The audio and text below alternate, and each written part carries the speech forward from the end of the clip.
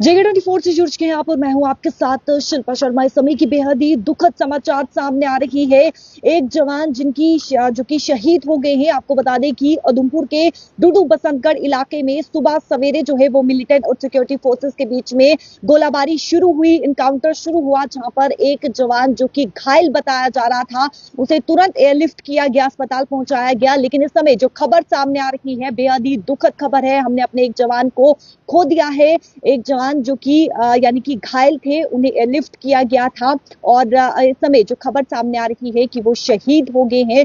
ये बेहद ही दुखद खबर जो है वो इस समय सामने आ रही है। उधमपुर के डूडू बसंतगढ़ इलाके की बात करें तो वहां पर इस समय जो है वो एनकाउंटर जारी है, जहां पे दोनों तरफ से गोलाबारी जो है वो देखने को मिल रही है। गोलियों की आवाज जो है वो रुक रुक कर सुनाई दे रही है। लेकिन जो बड़ी और दुखद खबर इस समय सामने आ रही है कि उधमपुर के बसंतगढ़ इलाके में इनकाउंटर के दौरान जो है वो एक जवान, आर्मी जवान जो कि घायल हो गया, उसे तुरंत एयरलिफ्ट किया गया।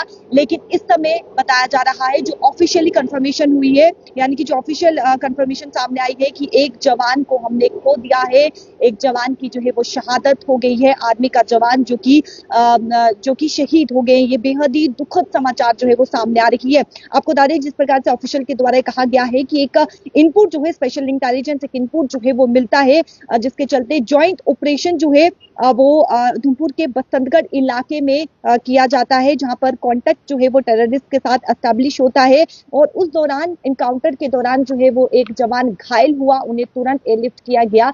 लेकिन इस समय बेहद ही दुखद समाचार सामने आ रही है कि हमने अपना एक जवान खो दिया है। एक जवान की जो है वो शहादत हो गई, एक जवान जो है वो शहीद हो गया है। उसी के बाद अगर हम बात करें पुंछ जिला के सुरनकोट इलाके की, तो जहां पे पुंछ जिला के सुरनकोट तहसील के लसाना इलाके में जो है वो सुरक्षा बलों ने आज बड़े पैमाने पर जो है वो आतंकियों के खिलाफ तलाशी अभियान जो है वो शुरू किया है। और उसी के साथ मैं आपको बता दूं कि 4 OGW को जो है वो, बांदीपुरा के 4 OGW को जो है वो गिरफ्तार किया गया है, जहां पे भारी मात्रा में आर्म्स एंड अम्यूनिशन भी जो है वो रिकवर की गई है।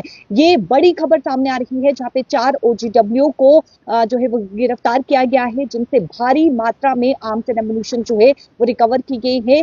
बांदीपुरा से जो है वो बताया जा रहा है, जहां पे इन्हें गिरफ्तार किया गया है। लेकिन जो दुखद समाचार इस समय सामने आ रही है कि हमने एक अपना आर्मी का जवान जो है वो खो दिया है, जो कि उनकी यानी कि वो पहले घायल हुए थे, उन्हें तुरंत एयरलिफ्ट किया गया। लेकिन ये बेहद ही दुखद समाचार इस समय सामने आ रहा है, जहां पे एक आर्मी का जवान जो है वो शहीद हो गए, उन्होंने शहादत पाई है। और इस समय इनकाउंटर की मैं बात करूं तो इनकाउंटर जारी है, जहां पे दोनों तरफ से गोलाबारी का सिलसिला जो है वो देखने को मिल रहा है। गोलाबारी जो है, यानी कि गोलियों की आवाज जो है वो रुक रुक कर सुनाई दे रही है। 2 से 3 टेररिस्ट के साथ जो है वो आतंकियों के साथ ये कॉन्टेक्ट एस्टैब्लिश हुआ है। और जिस प्रकार से अगर हम सफेन इलाके की बात करें तो आप देखिए, जहां पर 2 आतंकियों को जो है हमारे जवानों ने, सिक्योरिटी फोर्सेस के द्वारा जो है वो मार गिराया गया था, और 3 आतंकी जो है वो वहां से भाग निकले थे। और अलग अलग जगहों पर, अलग अलग एरिया पे जो है वो स्पॉट भी किया गया था।